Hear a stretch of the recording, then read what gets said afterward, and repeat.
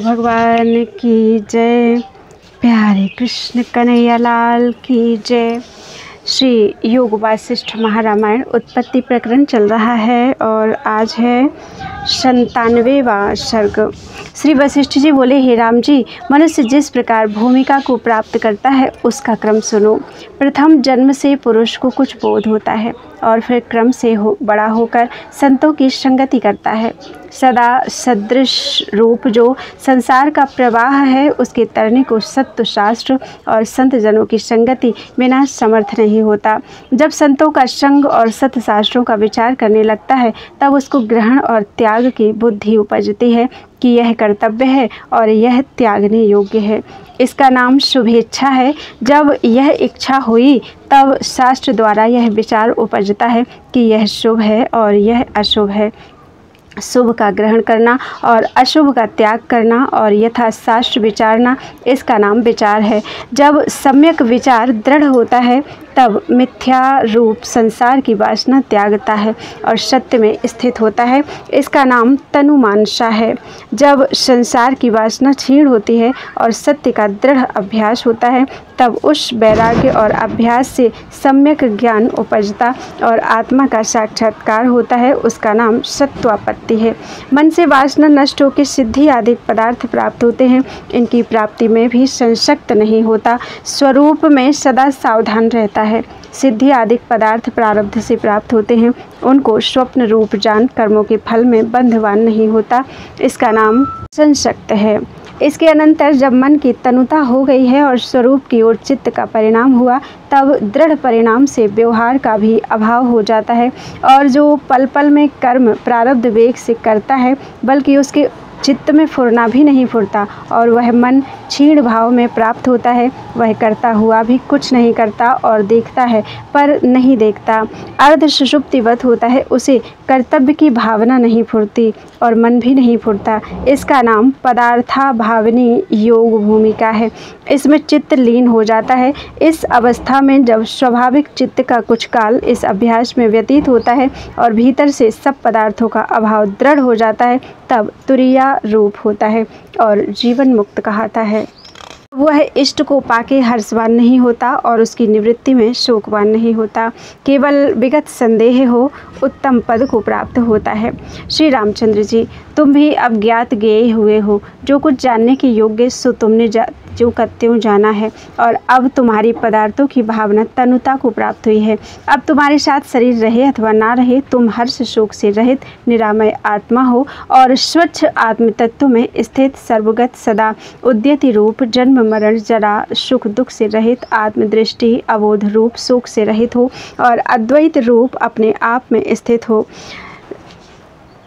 देह उदय भी होता है और लीन भी हो जाता है, पर देश काल वस्तु के भेद से रहित जो आत्मा है, वह उदय और अस्त कैसे हो।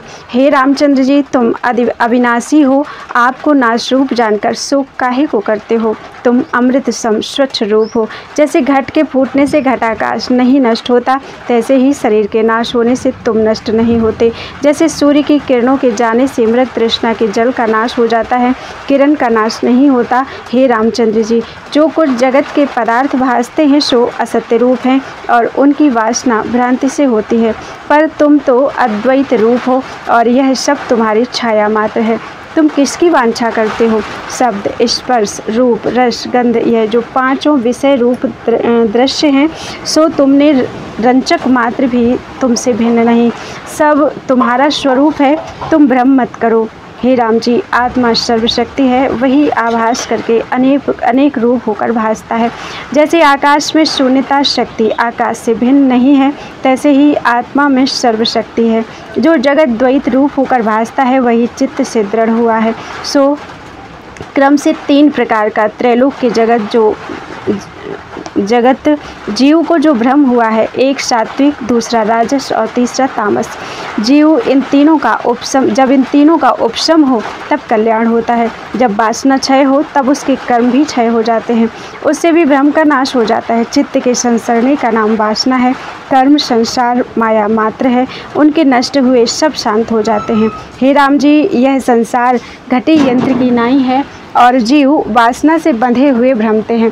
तुम आत्म विचार रूपी शास्त्र से यत्न करके, आत्म विचार रूपी शस्त्र से यत्न करके इसको काटो। जब तक अविद्या को जीव नहीं जानता तब तक यह बड़े मोह और भ्रम दिखाती है, और जब इसको जानता है तब बड़े सुख को प्राप्त करती है। अर्थात जब तक अविद्या को वास्तव में नहीं जानता तब तक संसार सत्य भासता है और उसमें अनेक भ्रम भासते हैं, और जब इसका स्वरूप जाना कि वस्तु नहीं भ्रम रूप है, तब संसार वृत्ति त्याग करता है और स्वरूप को प्राप्त होता है। यह संसार भ्रम से उपजा है और उसी से भोग भोगता है और लीला करता है और फिर ब्रह्म में लीन हो जाता है। हे रामचंद्र, शिव तत्व अनंत रूप, अप्रमेय और निर्दुख रूप है। सब भूत तत्व उसी से उपजते हैं। जैसे जल से तरंग और अग्नि से उष्णता होती है, तैसे ही ब्रह्म से जगत होता है, उसी में स्थित है और वही रूप है। सबका आत्मा है और वही आत्मा ब्रह्म कहलाता है।